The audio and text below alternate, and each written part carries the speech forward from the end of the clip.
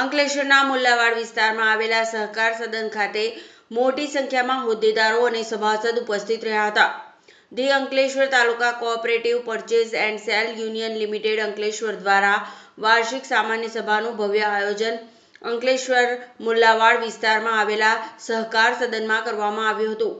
આ બેઠકની અધ્યક્ષતા યુનિયનના પ્રમુખ ભરતભાઈ પંડ્યાએ કરી હતી, જ્યારે ઉપપ્રમુખ તરીકે અજીતભાઈ રમેશભાઈ પટેલ હાજર રહ્યા હતા. યુનિયનના મેનેજર સબીરભાઈ પટેલની સૂચકતા હેઠળ યોજાયેલી આ બેઠકમાં યુનિયનના ડિરેક્ટરોમાંથી કરસનભાઈ ગુમાનભાઈ પટેલ, ઇકબાલભાઈ ગોરી, અહેમદ મહમદ ઉનિયા, ઇમરાન દેસાઈ, મહેશભાઈ મોદી, ગિરીશભાઈ પટેલ સહિત અનેક ડિરેક્ટરો અને સહકારી ક્ષેત્રના આગેવાનો મોહનભાઈ પટેલ તથા એપીએમસીના ચેરમેન મુકેશભાઈ પટેલે ઉપસ્થિતિ નોંધાવી હતી.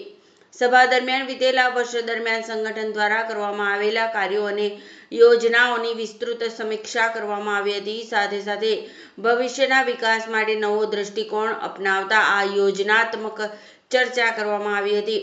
આ બેઠક સહકાર ક્ષેત્રમાં મજબૂત સંકલન અને વ્યૂહાત્મક વિકાસ માટે એક મહત્વપૂર્ણ મંચ સાબિત થઈ હતી.